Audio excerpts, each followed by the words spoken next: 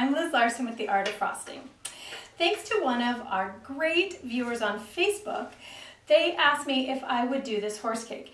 Now this is a cake that was on my blog and it's been on there for about 2 years now, but I never did a video for it. So today I'm going to show you how to do this horse cake.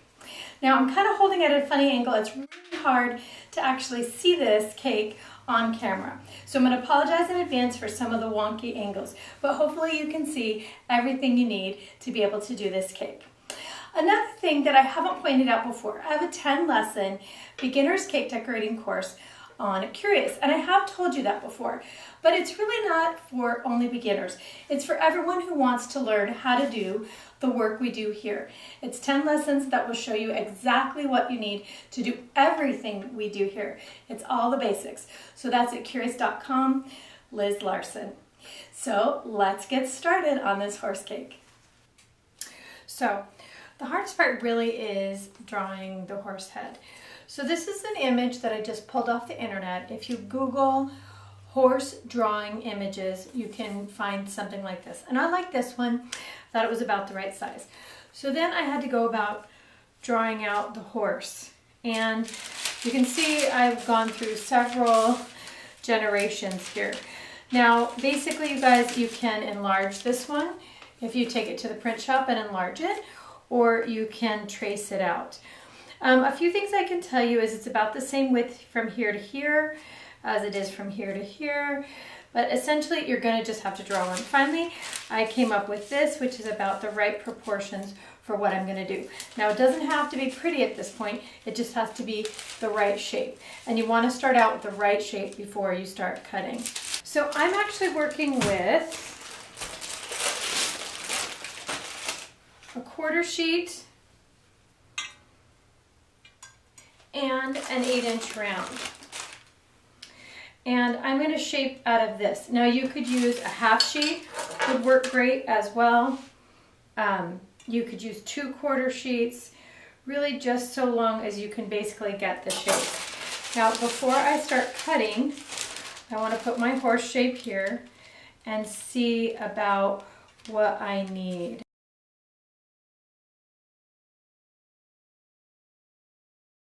You're going to cut your shape out before you split and fill, so you have a general idea of how much cake you need, what shape you need. Get the sizes figured out first, and then you can go ahead and split and fill.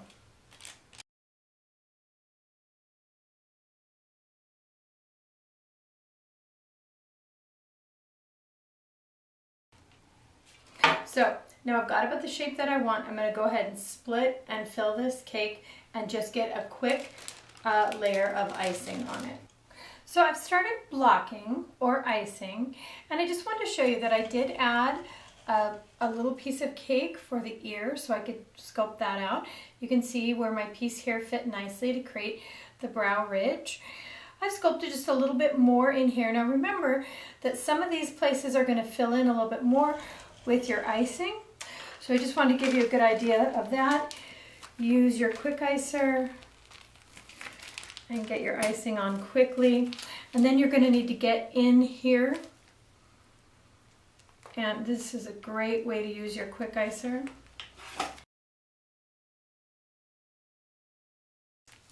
Once you have all of your icing on, before you start to smooth, you can actually use your quick icer as a sculpting tool to get that jowl in, to make sure it's in the right place, and start thickening up the icing in those kind of spots.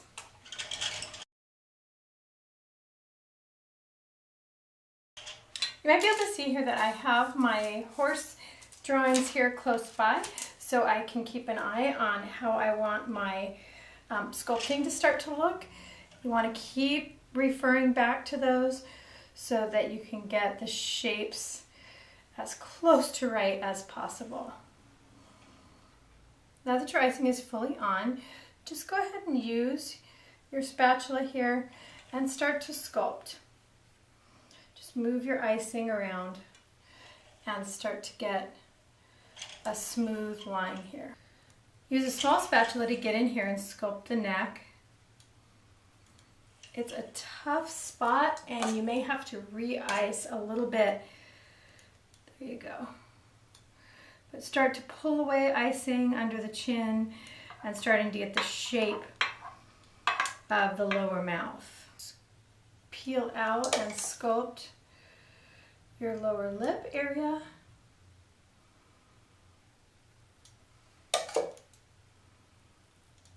Now the nice part about this is we're just working in icing at this point, and if we end up with a spot that we don't like, we can just re-ice it and re-sculpt it. But it's really important now, you're not going to be able to fix this with color. You need to be able to have this be the right shape in your icing.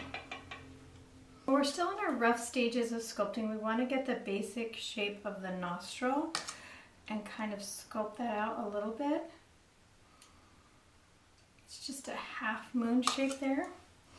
And you want your eye to be right about that level. This is the biggest problem on a horse, is getting the eye the right shape and size. So I've already got it sculpted out here just a little bit. But we want to give that just a little scoop out, and we want to make sure that it's in the right spot. If it's not, just fill that right back in and start over. Once you've got a pretty smooth layer on and it's about the right proportions that you want, then you want to take your handy dandy piece of Ziploc bag and start to smooth. Now if you're using buttercream, you can actually get a cup of warm water here and dip your edges in, and you'll get a really smooth layer. Now you have to be careful with that. You don't want to use too much water. You can discolor your icing with it, but just a tiny, tiny amount and 1 or 2 passes, and you'll really get a really nice smooth area. Now over the bangs here and up the ear, remember we're going to have some really pretty hair, so the mane and flowers and some other things. So you don't have to get carried away in that area, but you want to smooth out the face nicely. And this is a good spot where you can sculpt here around the mouth, where you wouldn't be able to do that with a spatula. So to get a rounded edge here, you just want to tuck your Ziploc bag under and pull up and around, and you'll get a nice soft edge that way. You can also use the corner here to just sculpt out the mouth a little bit more. And we're going to accentuate all of this with our airbrush. Now, if you don't have an airbrush, what you want to do at this point is you want to add the color to the edge of your Ziploc, and you can just blend it in here. Or you can also use our tool of double striping your bag and then blending with your Ziploc. The next most important part we have is our eye, and we want to get the shape and definitely the positioning correct. So check and double check before you start your color here. I'm going to pull out just a little bit more here, make it a little bit more arched. And you can see I'm even getting a little bit of a point here on the end, kind of accentuating there. I can smooth my cheek here just a little bit to even accentuate that eye a little bit more. And I want to continue on down from the eye here just a little in this line, like so. And also above the eye where you would see like a brow, like so. Once I get the shape of the eye back in, I want to come back in and actually squeeze the eye back in. I'm using just the coupler open there. I'm just going to pull the eye back in like so. Come back over and create a little bit more of the lid. just like so, and come back in and gently blend that in. You don't have to do much, just soften the edge a little. The shape of the eye is going to make a big difference in your cake, so really make sure that you've got that the way you want it. And just continue to sculpt lightly. You don't want to overwork. Remember, we're going to have lots of flowers and mane as well. I'm going to be using the airbrush to spray in the details here. Now, you've got the basic shape, so if you don't have an airbrush, you can go ahead and highlight with, like I said, a little bit of color on the edge of your Ziploc bag, or you can even pipe in color here, but I'm going to show you how to do it with the airbrush. I'm going to be using purple just for my highlights, and it's a little noisy, so I won't be talking while I airbrush. I'll just let you guys watch.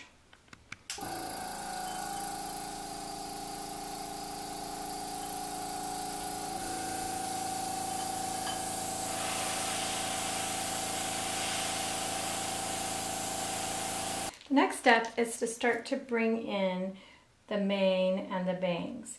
Now we're going to utilize our tray here and let some of the bangs come off onto the tray and down into the eyes just a little bit. Now we're going to add flowers too, so you don't want to get too carried away with the mane.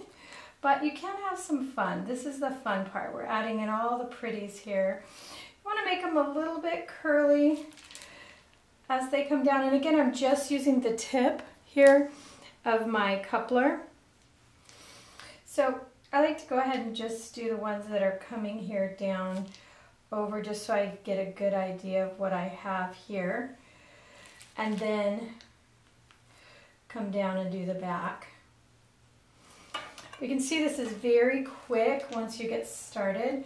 Don't forget that you want to go ahead and use the platter to create some dynamic curls here too, and then fill in as well.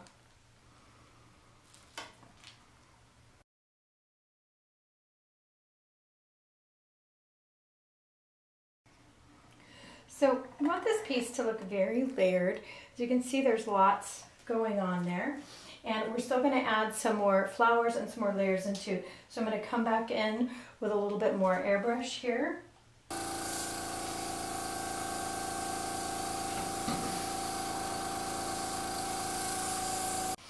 Next, I want to add a couple of details. I'm going to add a little eye shine to the horse, which is just 2 little dots. It's not the pupil, it's actually just a shine. And I also want to start to add some more layers here. I've got a number 4 writer, and I'm just going to start to add some wispy little single in here. I'm going to add them also on top, just to add another layer of dimension here. I'm going to start to add a little detail here. So just some circles, some curls, so we can decorate up. This is very quick. You can bring it all the way down the front if you want and back up in. We're going to add some flowers there. I want to add some of these here.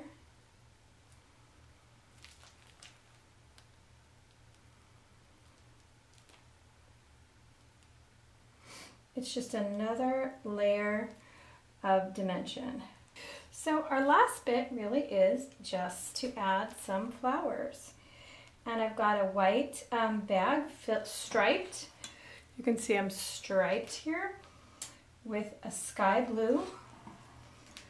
And you can see I'm just using my platter here to turn. Now, if you're using a turntable, you know, that would probably work a little better, but for me, I've got this great big platter, and it would almost be too tall for me to use my turntable, so I'm just turning it on my table. So with color striping, remember that we're going to have some dark colors and we're going to have some light colors. It'll change as we go, so you want to make sure that you disperse the flowers throughout. So start at the bottom, put 1 or 2 and then add 1 or 2 at the back. And as the icing changes, as it comes out, you'll get a nice varied group of colors. Now, if you don't know how to pipe a rose on a stick, check out the How to Pipe a Rose on a Stick video. I will put that in the description section. And so we're just going to tuck roses and 5-petal flowers here and there around this cake. Don't forget to make some smaller and some bigger. So some rosebuds and some roses. You can also twist the tip to get a different color, to come out a different, not different color, but different striping. Okay, so I've got all the flowers on that I think I want for now. You can see I put some around this corner and around the base and up the back as well. And then just filled in here and there, lightly interspersed through the back and through the mane here as well. So you can put as few or as many as you like, or you can get carried away like I always tend to. In fact, I want to add one more right here. And now I'm going to add just a touch of green and my last few accents. I want to add just a little bit more whimsy here. And I've just got my number 4 writer again. And I'm just going to add some dots in here, just following the lines of my mane. Just adds just a tiny bit of lightness in. This cake, even though it is very whimsical, it can tend to get a little heavy with the colors and the sizes of the tips. You could always lighten these up as much as you want as well, but I really do like adding just this little bit of lightness here and there. Coming in with my number 70 leaf tip, and I'm just going to add some flowers or some leaves in here. Now you can see this is striped just very lightly. I just want a touch of green and I don't want it to overwhelm. I also want it to be just a little bit of lightness in here. I want it to add a little bit of light color.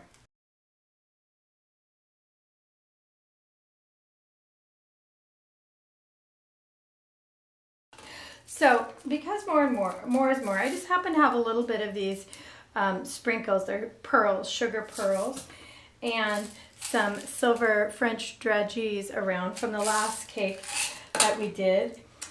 And I'm just going to add a pearl, silver pearl, into the eye shine there.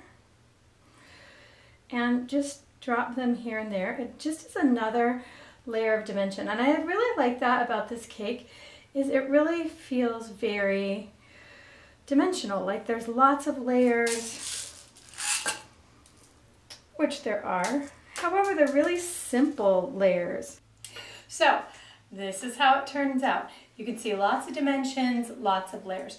Now, of course, you could do this in brown or tan or even make it a paint, anything you want. The most important thing is really getting the shape right to start with, and then you can go anywhere with it. So don't forget you can find me at The Art of Frosting on Facebook. It's a great community where decorators just like you from literally around the world are sharing all their work.